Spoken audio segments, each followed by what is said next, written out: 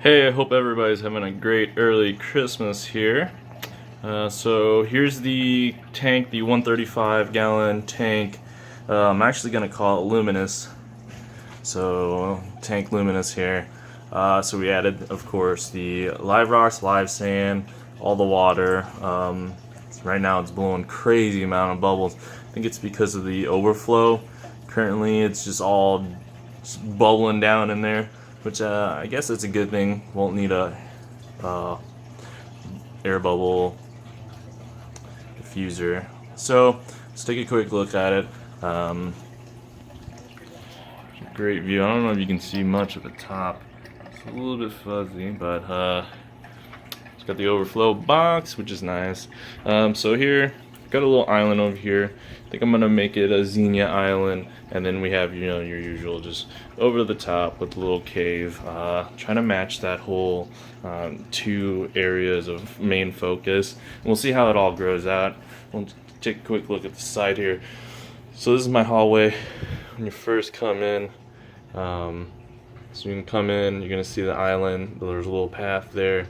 It's gonna be crazy cool. And then so we're just gonna take a quick look deeper into what I got set up here. It's about 90 pounds of live rock.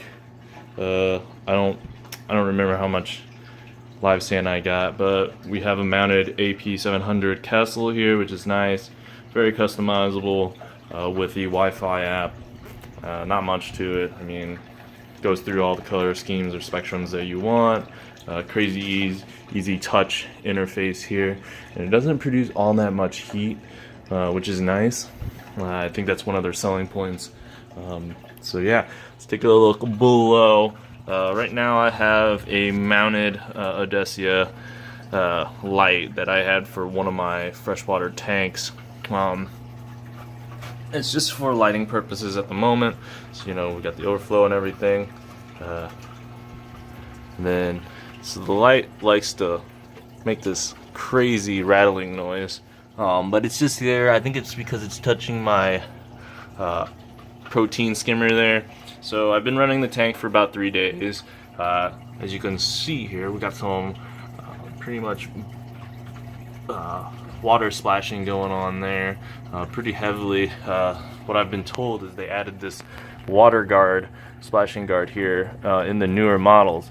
But one of the things I noticed is with the splash guard, you have this issue. If for some reason the socks get clogged, it won't be able to flow over into the next chamber unless this little plastic thing is floatable, which, I mean, if enough water, I guess it could float. And I think my lighting here might be choking it out a little bit.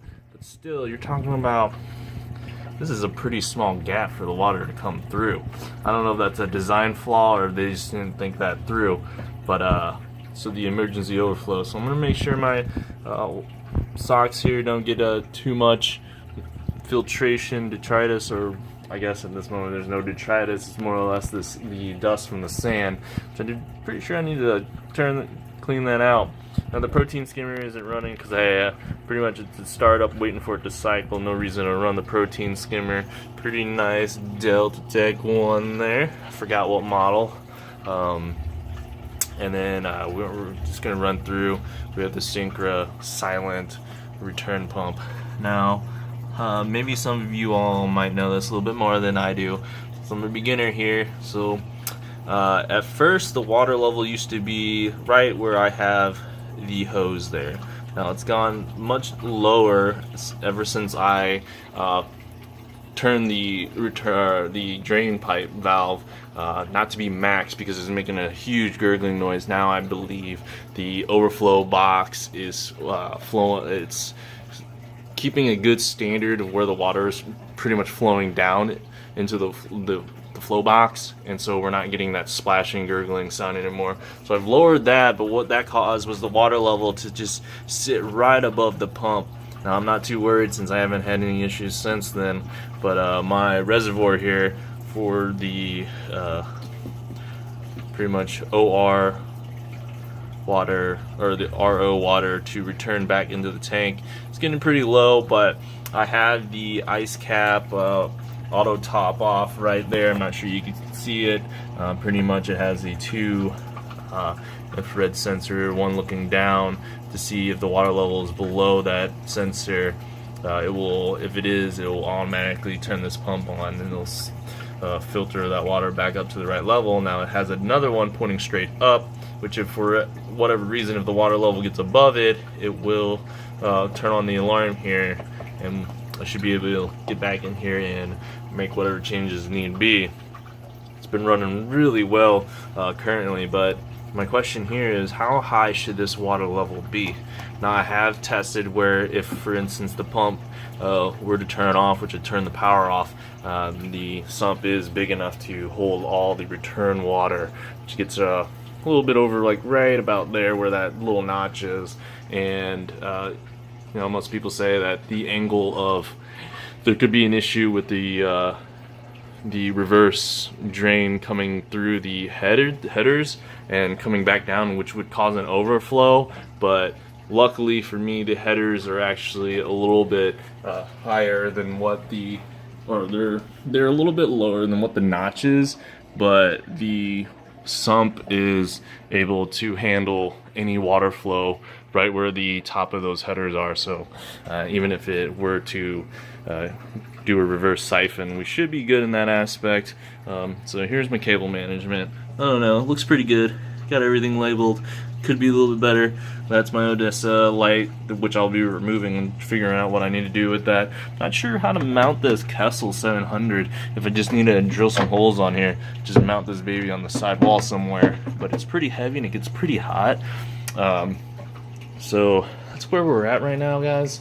We'll be taking a sample of the water here in a week, maybe sometime mid next week, to my local Reef shop to have them test it, see where we're at on it, if we need to add any more salt.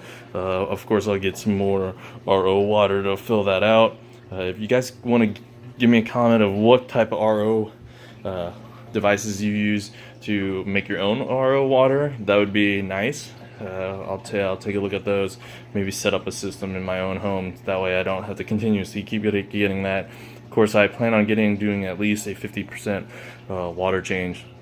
I believe maybe I might not need that. It might not be the same thing as the fresh water. I'll definitely ask them during that time if I need to do a complete water change on that tank. At that time, we'll see what we need. And then we have the freshwater tank there. It's looking pretty good.